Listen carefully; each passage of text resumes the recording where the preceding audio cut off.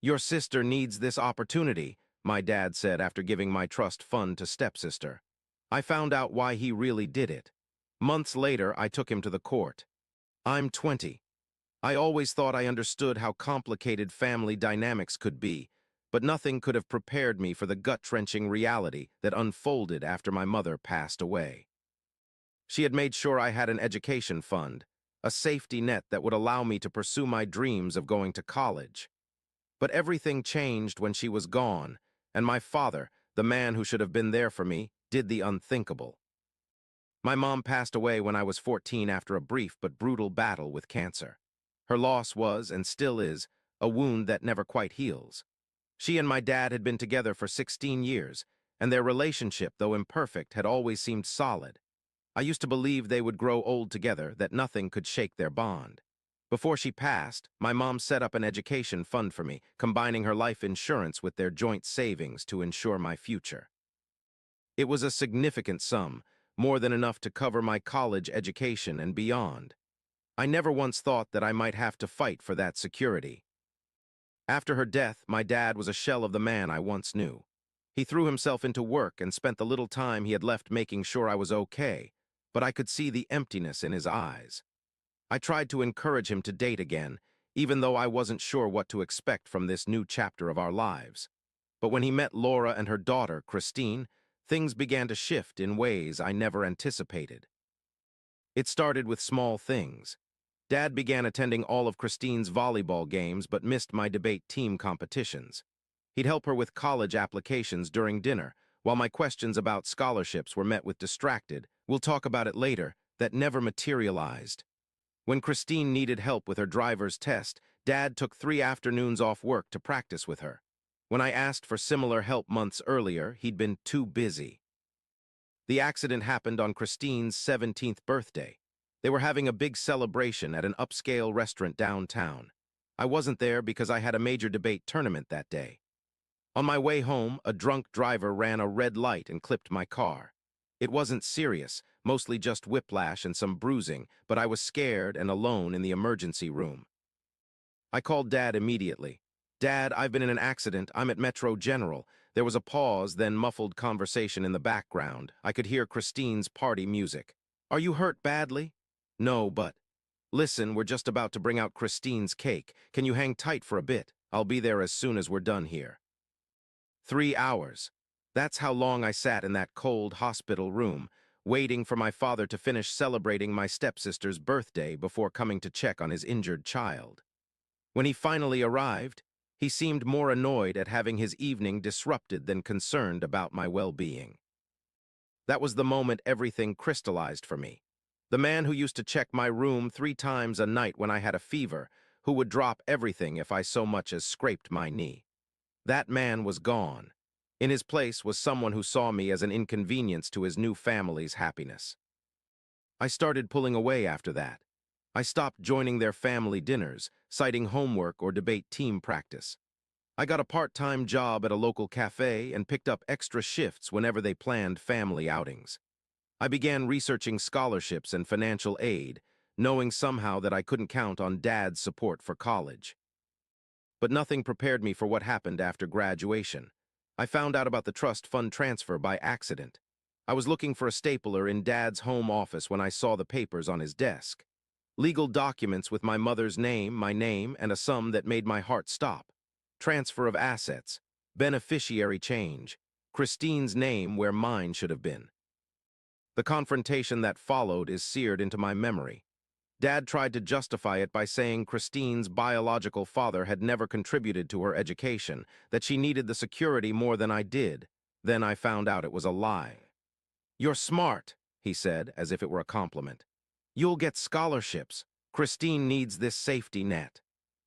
"That money was from Mom," I said, my voice shaking. "She set it aside specifically for me." "Your mother would understand," he replied, not meeting my eyes. "We're a family now, we have to support each other." "Support each other?" I laughed bitterly. "Like you supported me when I was alone in that hospital, or when you missed every single one of my debate competitions." "Don't be dramatic," he snapped. "I've provided everything you need." "No," I corrected him. "Mom provided everything I needed." She made sure I would be taken care of, and you're throwing that away for your new daughter." The words hung in the air between us, heavy with truth and accusation. Dad's face hardened, and for a moment I saw something like guilt flicker in his eyes before it was replaced by defensive anger. "The decision's been made," he said firmly. "The paperwork is already filed. Christine needs this opportunity, and as part of this family, you need to accept that." I stood there staring at this stranger wearing my father's face and felt the last thread of our relationship snap. "You're right about one thing," I said quietly. "The decision has been made, but not just by you. You've chosen your new family, and now I'm choosing to let you go." I walked out of his office that day, leaving behind not just my college fund, but any illusion that the man who raised me still existed. The father who had taught me to ride a bike, who had held me through my first heartbreak, who had promised Mom he would always protect me, that man had died with her, and I was finally ready to accept it. The betrayal was crushing, but life has a way of showing you who truly cares. My mom's parents, who had watched this whole saga unfold with quiet fury, stepped in when I least expected it. They had always been there for me, but I never realized just how closely they had been watching, how deeply they understood what was happening. My grandfather, a retired accountant who had always been careful with money, asked me to come over for Sunday dinner. As we sat in their familiar kitchen, he slid an envelope across the table. Inside was a check that made my hands shake, $1 million. "Your mother knew something like this might happen," my grandmother explained, her voice tight with emotion. "She made us promise to keep this separate just in case." They had been investing and saving for years, building this safety net in secret. Mom had known, she had always known, that Dad might falter in his responsibilities. The money wasn't just financial security, it was vindication. It was proof that Mom's love extended beyond her death, that she had anticipated and planned for every possibility. I broke down crying right there at the kitchen table, overwhelmed by the depth of her foresight and my grandparents' devotion. But peace never lasts long in situations like these. Somehow, probably through Laura's gossip network, Dad found out about the money. His call came during dinner, his voice dripping with indignation. "How could you keep this from me?" he demanded. "From our family," the way he said "our family" made my blood boil. "Christine needs help with college too. You need to share this money. It's the right thing to do." I almost laughed at the absurdity. After taking my education fund, after giving away my mother's final gift, he had the audacity to demand more. "No," I said firmly, finding strength in my anger. "You've taken enough from me. This money is from Mom's parents, from Mom's planning. You have no right to it." "I'm still your father," he growled. "You're being selfish, just like—" He caught himself, but I knew what he was going to say, "just like your mother." The unspoken words hung between us. "My mother," I said quietly, "made sure I would be taken care of because she knew exactly what kind of man you really are.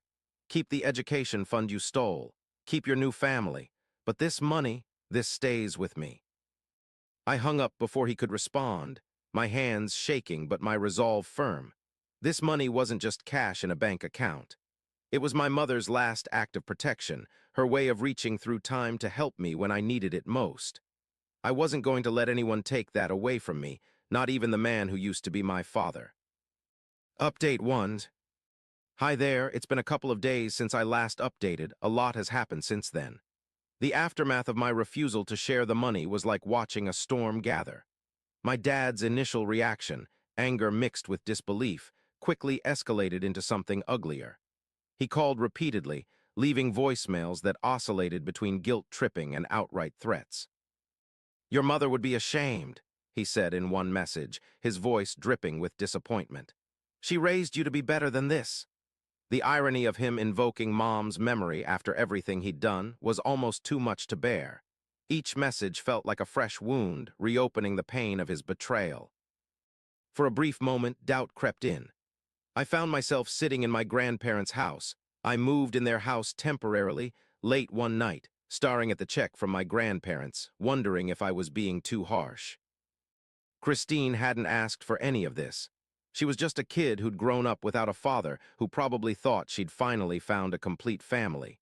Maybe I could spare some money, be a bigger person. But then I remembered everything. The hospital room where I sat alone for hours after my accident. The empty seats at my debate competitions. The way Dad's eyes would light up when Christine achieved something, while my accomplishments were met with distracted nods. The casual way he'd signed away my education fund, as if my mother's final gift meant nothing. The truth about their relationship came out in the most unexpected way. I went back to the house one afternoon to pick up some old photo albums I'd left behind. As I approached Dad's study, I heard raised voices through the half-open door. "This isn't right," Laura was saying, her voice tense. "Taking his money, his mother's money, to give to Christine? What were you thinking?" "I'm trying to make things right," Dad shot back. "She's my daughter, Laura, my daughter who I didn't know about for 17 years. Don't you understand? I have to make up for all that lost time." I felt my whole world tilt sideways. Without thinking, I pushed the door open. They both jumped, turning to stare at me with identical expressions of horror. "Dad," my voice sounded strange to my own ears. "What are you talking about? What do you mean, your daughter?" The silence that followed was deafening. Dad sank into his leather chair, suddenly looking every one of his years. Laura wouldn't meet my eyes. "You might as well tell him," she finally said. "He deserves to know the truth." So they told me everything. About the night my parents had their biggest fight when I was still little. How Dad had stormed out and ended up at some bar downtown. How he and Laura, both drunk and miserable, had made a mistake that would change all our lives. Laura had discovered she was pregnant a few weeks later, but by then she'd already decided to leave town and raise the baby on her own. "I never told your father," Laura said quietly. "It was a one-time thing, and I didn't want to destroy your family." The irony of that statement wasn't lost on any of us.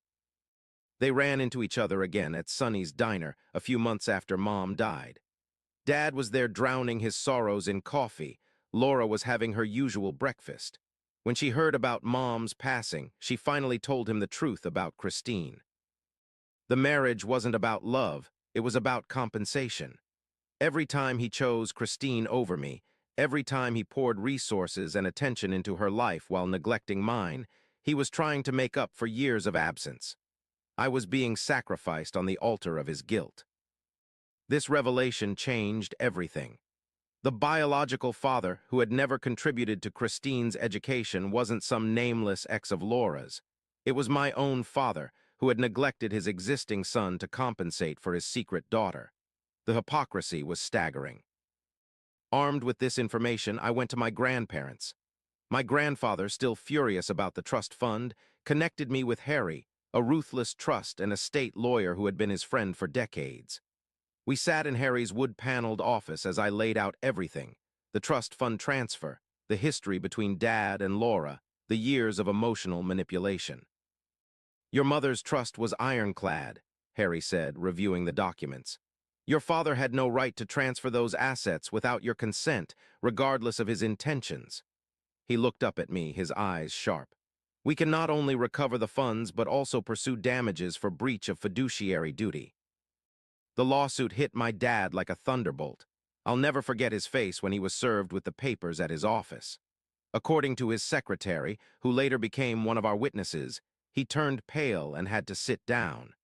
Laura and Christine were served separately. We made sure to name them both as co-defendants to prevent any further transfer of the funds. The legal battle was brutal.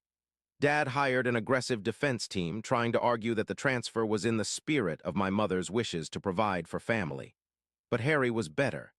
He systematically dismantled their defense, presenting evidence of Dad's pattern of favoritism, the suspicious timing of the transfer, and most importantly, the clear language of my mother's trust. The smoking gun came from an unexpected source. My mother's old friend, who had been her confidant, came forward with emails from Mom expressing concern about Dad's reliability. "If anything happens to me," she had written, "make sure the trust stays protected. I love him, but I don't trust him with our son's future." Those emails, dated just months before her death, were devastating to Dad's case. The court proceedings were tense. Dad tried to paint me as a vindictive son, unwilling to share with his sister. But when our lawyer revealed the truth about Christine's parentage in open court, the judge's expression changed. The narrative shifted from a story about a selfish son to one about a father's betrayal and attempted cover-up. The judge's ruling was comprehensive.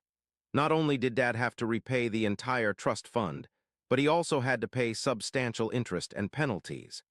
The judge was particularly harsh in his comments about Dad's breach of fiduciary duty, calling his actions a profound betrayal of both his late wife's wishes and his son's interests. Laura and Christine were in the courtroom when the verdict was read. Laura looked shell-shocked. Christine was crying. Part of me felt sorry for them. Their perfect family fantasy was crumbling around them.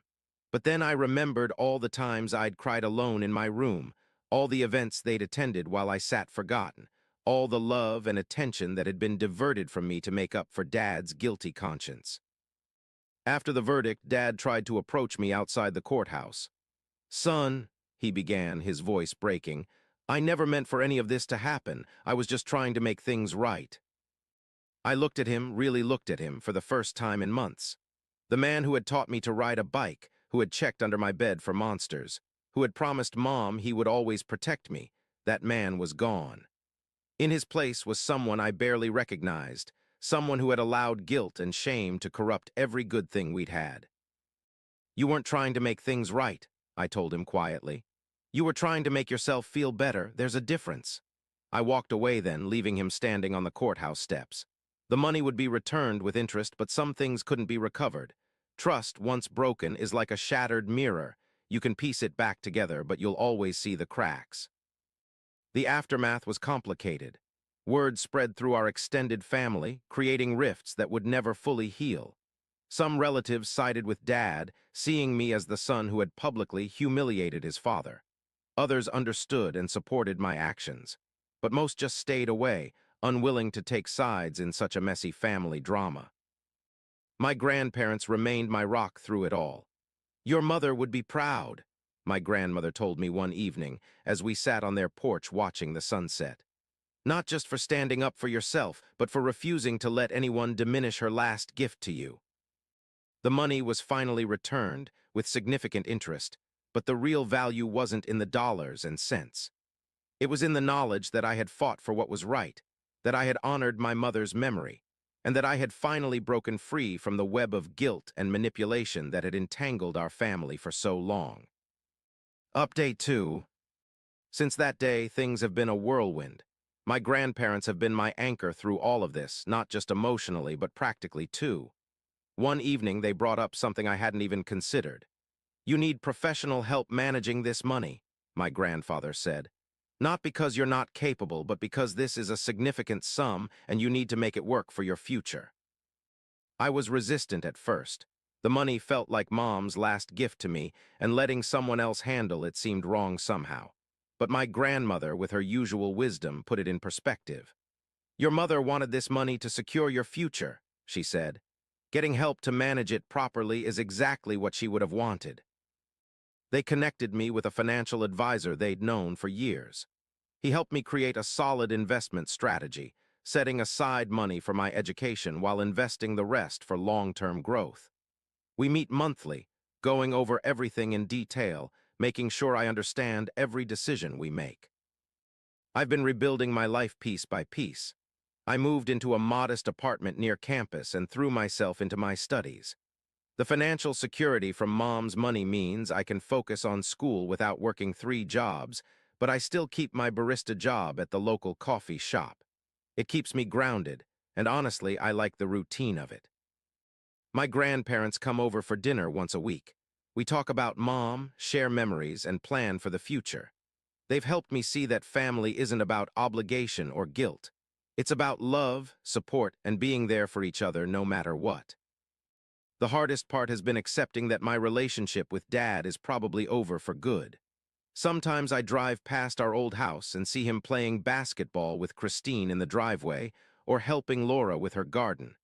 It hurts, but not like it used to. I'm learning that it's okay to let go of people who don't value you, even if they're family. Mom's money wasn't just financial security, it was freedom. Freedom to choose my own path, to build my own future, to be my own person. Sometimes I sit in my apartment late at night, looking at her picture, and I think she knew this would happen. She knew Dad might falter, and she made sure I would be okay anyway. That's the kind of love that lasts, the kind that plans ahead, that protects, that gives you the strength to stand on your own. And while I lost my dad in this process, I gained something more valuable. The knowledge that I can survive anything, and the certainty that I don't have to compromise my self-worth for anyone, not even family.